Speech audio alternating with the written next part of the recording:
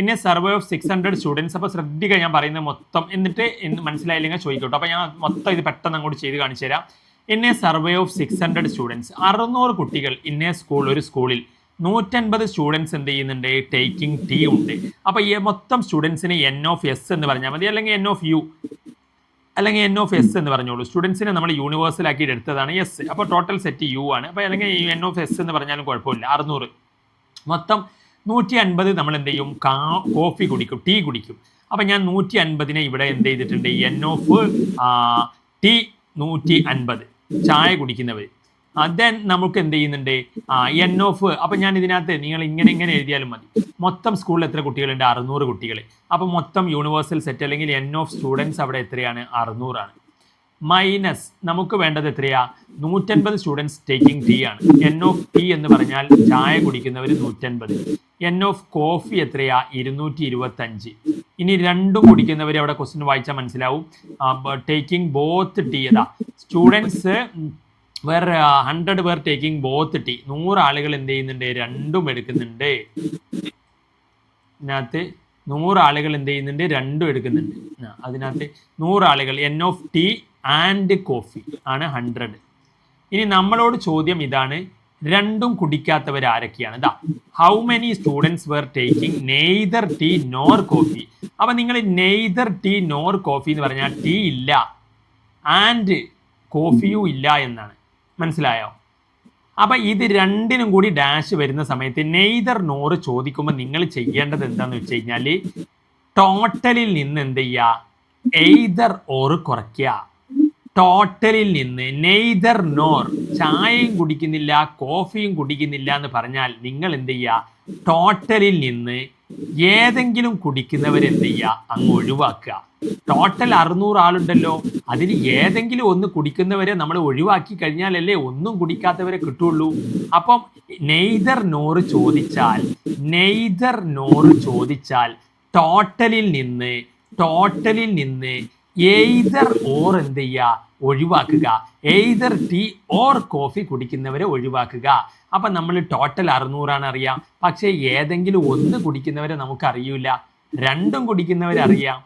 അപ്പോൾ neither nor ചോദിച്ചാൽ ടോട്ടലിൽ നിന്നും ഏതെങ്കിലും ഒന്ന് കുടിക്കുന്നവരെ ഒഴിവാക്കുക. ഏതെങ്കിലും ഒന്ന് കുടിക്കുന്നവരെ എങ്ങനെ കാണും, അത് കാണാൻ ഇക്വേഷൻ ഉണ്ട്.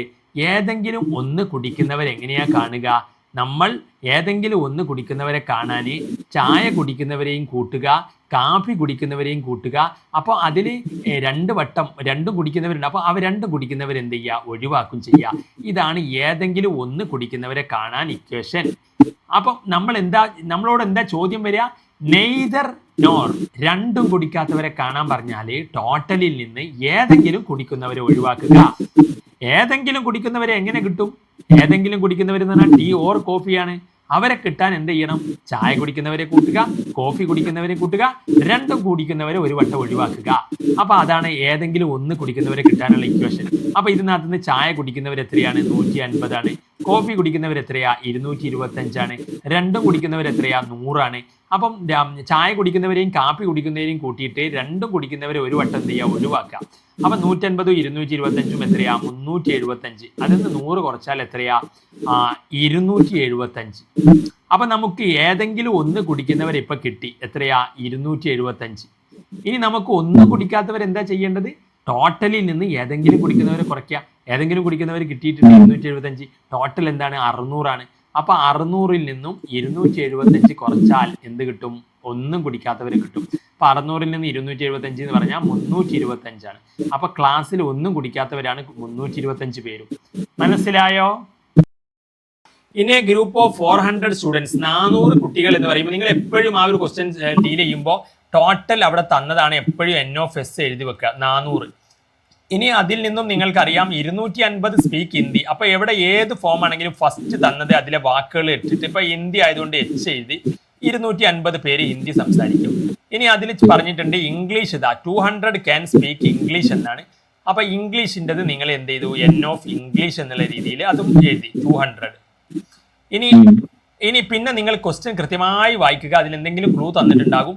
Also each student speak at least one of the language. ക്ലാസ്സിലുള്ള എല്ലാവരും, ഈച്ച് എന്ന് പറഞ്ഞാൽ ഓരോ സ്റ്റുഡൻറ്റും എന്ന് പറഞ്ഞാൽ 400 സ്റ്റുഡൻറ്റിൽ 400 പേരും സ്പീക്ക് അറ്റ്ലീസ്റ്റ് വണ്ണ്, ഏതെങ്കിലും ഒന്ന് സംസാരിക്കും.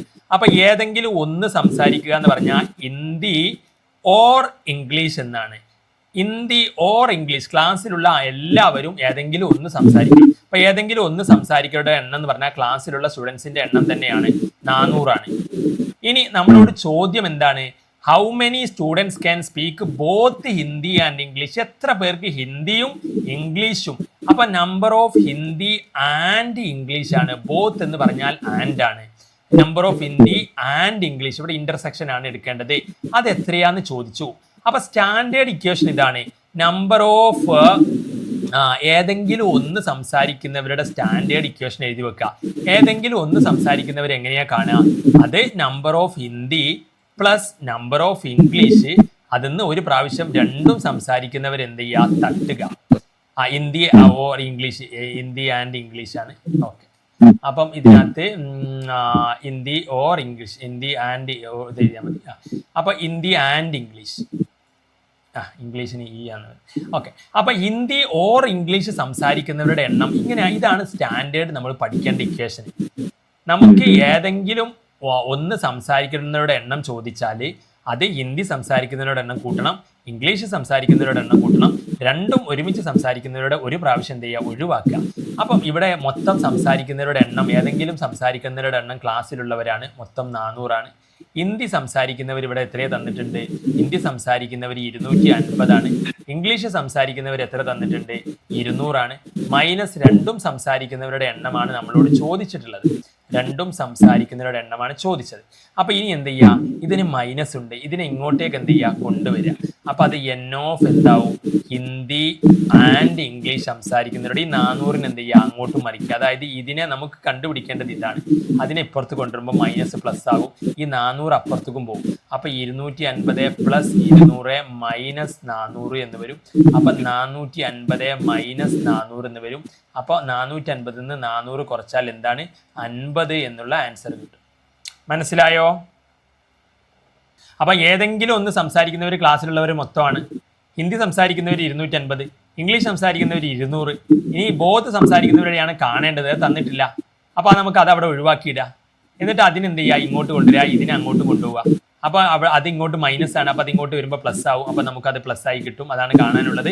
ഇനി 400 അങ്ങോട്ട് കൊണ്ടുപോവുക, മൈനസ് ആവും. അപ്പൊ 400 അങ്ങോട്ട് കൊണ്ടുപോകുമ്പോൾ മൈനസ് ആവും. കാരണം ഇവിടെ പ്ലസ് ഉള്ളത് എന്ത് ചെയ്യും? അങ്ങോട്ട് കൊണ്ടുപോകുമ്പോൾ മൈനസ് ആവും. ഇനി ചെയ്ത് കഴിഞ്ഞാൽ കറക്റ്റ് രണ്ടും സംസാരിക്കുന്നവരുടെ എണ്ണം 50 കിട്ടും. ഓക്കെ അല്ലേ?